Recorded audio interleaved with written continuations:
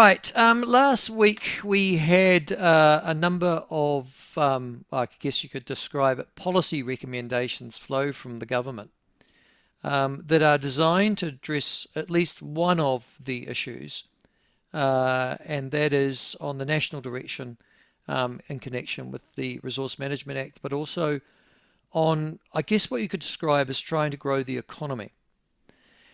If you remember last week, we had a guest, I think a professor from Lincoln University, talking about land use in this country. And we talked about, well, how's New Zealand going to get out of the economic morass and the fiscal mess that it's in at the moment.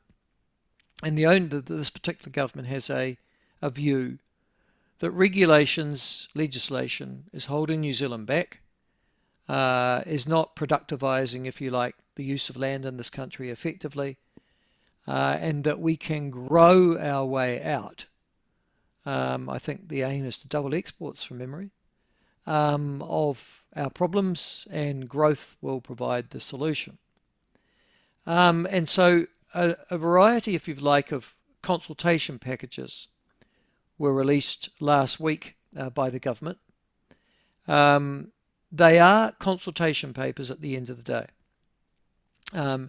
They aren't policy. Now, I don't know why, but there you go. Well, our next guest will be able to tell us that in a second. But the consultation packages relate to infrastructure and development, the primary sector, which includes making changes to 8 existing national direction instruments, freshwater, which interestingly includes keeping Te Mana o Te Wai as an option, which was where a lot of people went mad prior to the election, and then going for housing growth as well. Well, somebody who certainly can tell us about these consultation packages, but particularly package 2 and 3, the primary sector and freshwater, is our next guest, ACT MP, former Federated Farmers National President, Biosecurity Minister, and I think the Associate Minister of Agriculture, who I met actually in Wanaka last Tuesday, the Honourable Andrew Hoggard, and he joins us now. Andrew, great to have you on the show. Lovely to talk to you again. Good to be here, Michael.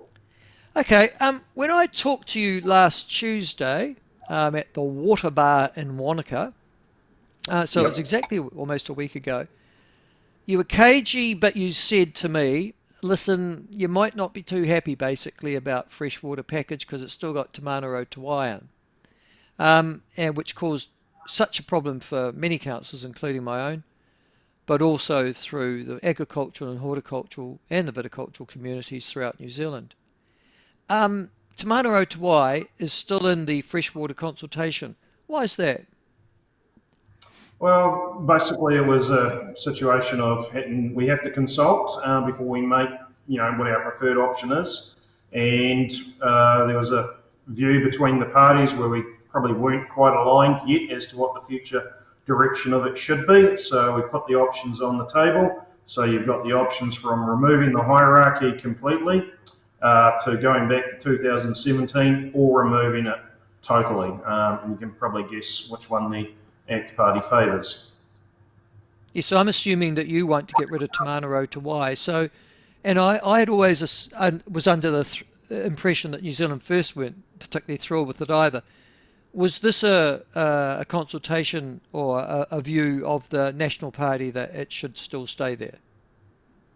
Well, I think, to be fair, we really haven't had an opportunity to have some hard discussions on it, and my hope is that once we get feedback from the sector and lots of people on this consultation document, then we can start having those hard discussions about what we need to do. Because in my view, it's one of these things that we've got there that just leads to uncertainty, confusion, and it doesn't provide a lot of confidence for people to invest when you've got, quite frankly, spiritual concepts that are guiding policy rather than straight science.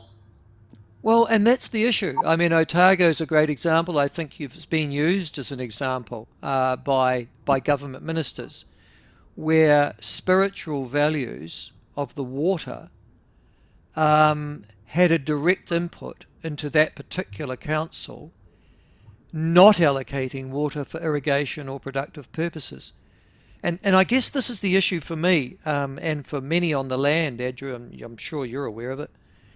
the balancing of that kind of, well, frankly, voodoo against the economic desire of this government to improve exports. Now, they both can't exist, surely. Well, I mean, that's our view is we need to make this stuff simpler, clearer, easier to understand.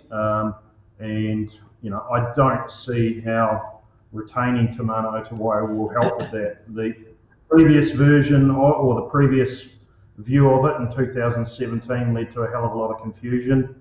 2020 just made it even worse. And quite frankly, even if we remove the hierarchy, I still think it's going to end up in a position where many councils and council officials will argue that it's kind of already been defined in the previous term and they'll try and just carry on with what their view of it means. I think we need to be absolutely crystal clear with councils as to what it is they need to be focusing on and not leave anything up for interpretation here because that's just going to lead to more of what I've been seeing from farmers around the country of consents being held up, extra costs being added, and a whole lot of drama that is, quite frankly, getting in the way of our primary sector being able to really be firing on all cylinders. Absolutely. I don't disagree with anything you've just said. The National Policy Statement on Freshwater Management, I'll just carry on just on this at the moment. We all want freshwater quality to be maintained or improved in New Zealand, and there are some particular areas, Canterbury, just to the north of me in particular, Southland, Taranaki, Waikato, where there are water quality issues in connection with or farming intensification. Balancing those two is always going to be an issue. Are you thinking of putting national bottom line standards imposed from Wellington so that regional councils can't hive off alone and come up with their own solutions? Well, the intent was to actually get back to a little bit of localism here and have some scope for the opposite. Local decision. I know it's a challenge when you've got some councils that go off the reservation to a degree, but there is an element. I'll give an example of the river that runs past my farm. Now, it apparently shows that it's degraded in terms of E. coli levels. But yet my daughters were swimming in it all summer long. And the reason why it probably shows high E. coli at various times is because those are the times that it's in flood. Now, that's not when my daughters are wanting to go swimming in it because they've got a brain and they know you don't go swimming in a river when it's in flood. So having the ability for councils to look at it and go, okay, actually, when do we want to use water for recreation? When do people want to swim in it? Those are the times that actually we need to make sure that we're below certain lines, and having that flexibility for councils or local communities to be able to have input into, look, this is important to us at these times, at other times perhaps not so much, and also being able to say, well, look, this is what the level is coming out of nature. Now, if we want to have a town in this catchment, some farming, a few factories, create jobs and economic prosperity, then if all of those run at best practice, then we're still going to be at this certain level. We can't get down to this pristine if we all want to still live here and do productive stuff. So there does need to be that level of flexibility, and I think what we're as government going to have to do is just make sure there's some checks and balances that that local opinion isn't completely swayed by an extraordinarily vocal minority in a local area. Okay, well, that's going to be interesting. Just on the timing, though, so these discussion documents are out now, Andrew. I think it's a 4-month period of consultation. Is that correct? I think it's 6 months. I think we're open to the end of. No, sorry, 6 weeks. Sorry, open to the end of July.